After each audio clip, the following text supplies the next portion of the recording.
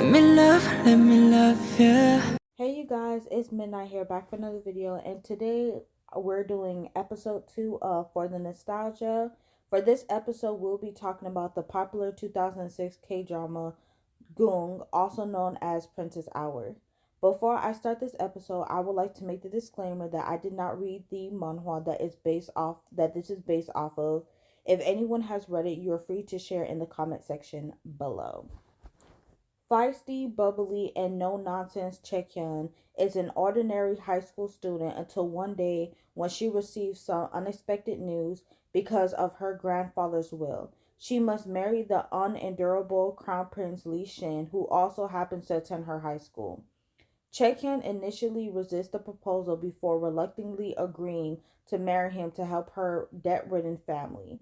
As she struggles to adapt herself to royal life, learning proper manners and taking on the duties of palace life while dealing with a disagreeable husband, the crown prince's sentimental cousin and second in line to the throne, Yule, steps into her life. She feels like she can rely on Yule for help and guidance, but still finds it's difficult not to worry about her haughty, cold-hearted husband. To help bridge this gap, the senior members of the royal family take some special measures to get them to spend the night together. Starting off with the characters, you have Chae Gyeong. She is a feisty, bubbly, and no nonsense while also being an ordinary girl. I like Chae Gyeong as a protagonist because even though at times she acts naive, at least she knows what she wants. Despite her poor background, I like the fact that she has a good upbringing that she later shares with Shin, and you can tell by the decisions that she makes. Next is Lee Shin. He is a cold and reserved crown prince who is also attending the same school as Chae Gyeong. I didn't like Shin in the first half of the show because he was a jerk who didn't have any issues cheating on his wife with his lover, and I say that with quotation marks, and breaking palace rules. However, he grew on me when he finally realized his feelings for Chae Gyeong and ended things with his lover. Next is Min Hyo-rin. She is a ballet student at the same school that both Chae Gyeong and Lee Shin attends. She had a crush on Lee Shin. He even proposed to her. However, she declined since she was still young and she wanted to pursue her dream as a ballet dancer. I completely despise her character because she soon regrets her decision of rejecting Shin's proposal as Chae Gyeong receives a lot of attention of marrying him. Hyorin's jealousy soon comes off as a superiority complex towards Chae Gyeong. And last but not least, you have Lee Yule.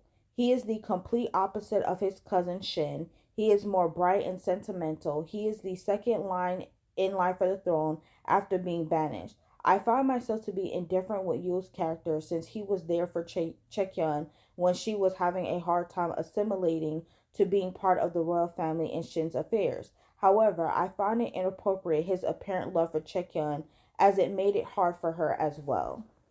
Next is the plot slash storyline. The first thing that I do want to talk about is the introduction. I am keen on how they introduce both Chae Gyeong and Shin's character in the beginning. They're both completely different from one another to the point that if it wasn't for the arranged marriage, they would have never even crossed paths, seeing as though they're from completely different worlds. I was even keen on the fact that they introduced them by having Chae Gyeong spill dirty water on his shoes, which is how they hit things off. The arranged marriage made so much sense since Shin's father rewarded Chae Gyeong's grandfather for his act of kindness.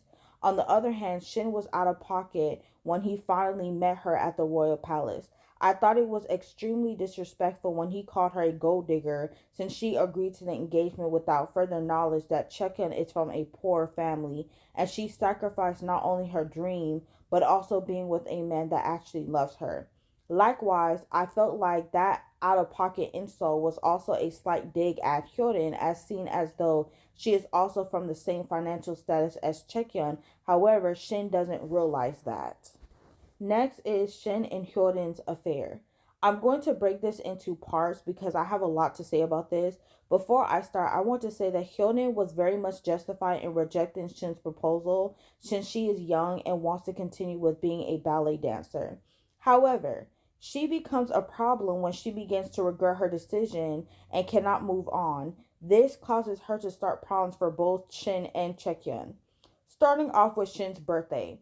I thought it was so disrespectful that she and his friends were mocking Chaehyun in English and talking trash about how terrible Shin's own party was, while Hyorin was trying to not make it seem too obvious that she was also taking a subtle jab at Chaehyun because she couldn't speak nor understand English. If she was really trying to stick up for her, then she would have told them to stop in Korean. This made me personally feel as though she was flexing on Chaehyun for not being educated enough to be able to speak nor understand English, as though they're both coming from a poor background. Next is the trip to Thailand. I also thought this was downright out of pocket for them to go on a trip to Thailand together, knowing that Shin is a high profile public figure. He is the crown prince of Korea, for God's sake. It's the fact that she was the one who wanted to go and he played into her trap by going. It doesn't make sense. It doesn't make it better since there are many sexual innuendos of Chaehyun and Shin being in the bed together, basically indicating they have done the deed. So for both of them to be alone together like that was off-putting. I don't understand how Shin is born and raised in the royal family and yet he had no care in the world on how this was going to affect how the public sees him and Chaehyun's marriage. At least I can say that Chekin was doing well for not being 100% able to assimilate to the royal family rules. However, she never did something that would destroy her reputation, let alone everyone else. On the other hand, as for Hyoden, how do you claim to love someone and cause more problems for them? Next is the music room. Basically, Chaehyun and Hyoden decide to talk out their issues for the first time as they have been avoiding each other since the very beginning. This is the final moment where they get to hash out their differences, and of course, Chaehyun is not feeling well. I thought it was nasty of Hyoden to say that to Chaehyun that she may have gotten to marry Shin, but his heart belongs to her. I thought it was nasty and rather cold, basically confirming my opinion on the matter that she indeed did not care about anyone but herself in the matter. Also, when Chaehyun collapsed, she completely brushes her off of letting her hit the floor. And last but not least, Chekyun running away.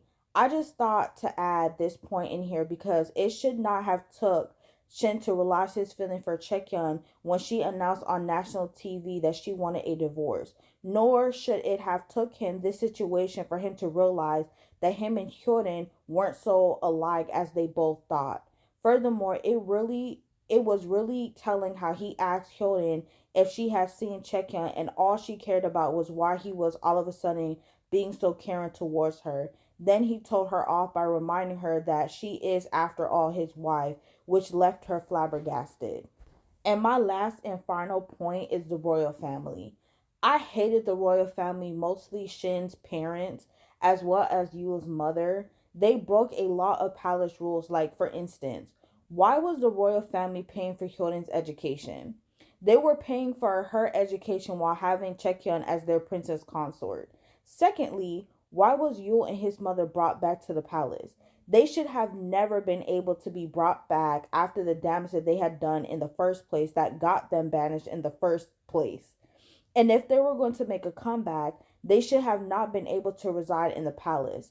As for Yule, he shouldn't have been able to be so close to Chekyun for him to even harbor romantic feelings for her. Not to mention the fact that he even thought that if he had never lost his position, that he would have been able to marry Chekyun.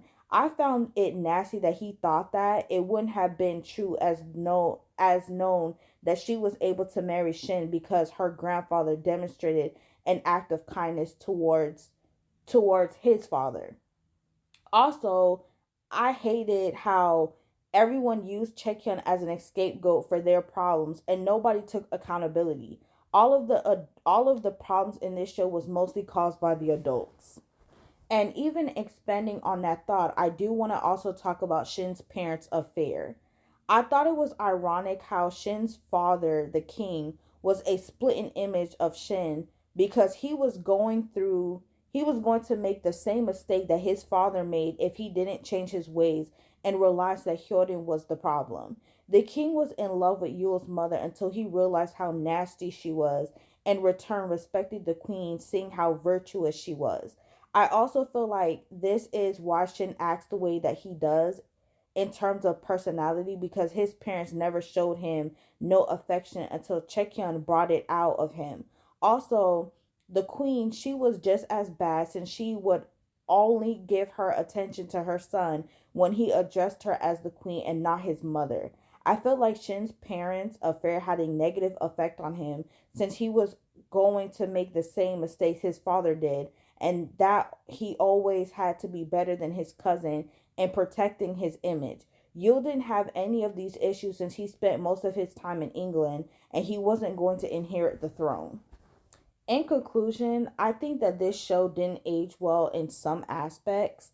This show depicted emotional abuse at times, especially as it pertains to Chicken and Shin's relationship, that viewers may not be able to identify.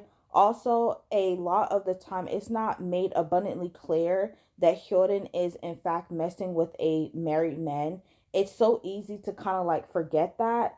Furthermore, there's a lot of times where Chaekyun is being grabbed by Shin and him kissing her without her consent, as she is explicitly pushing him away. Besides all of that, the show is good, and I think if anyone hasn't watched the show for themselves, they should. It's a nice show, and it speaks for its time as well, with the fashion and the lack of technology, reminding me what we had to go through without social media. So if you like this video, please give it a thumbs up, and please do subscribe, and please hit that bell notification for more uploads from me.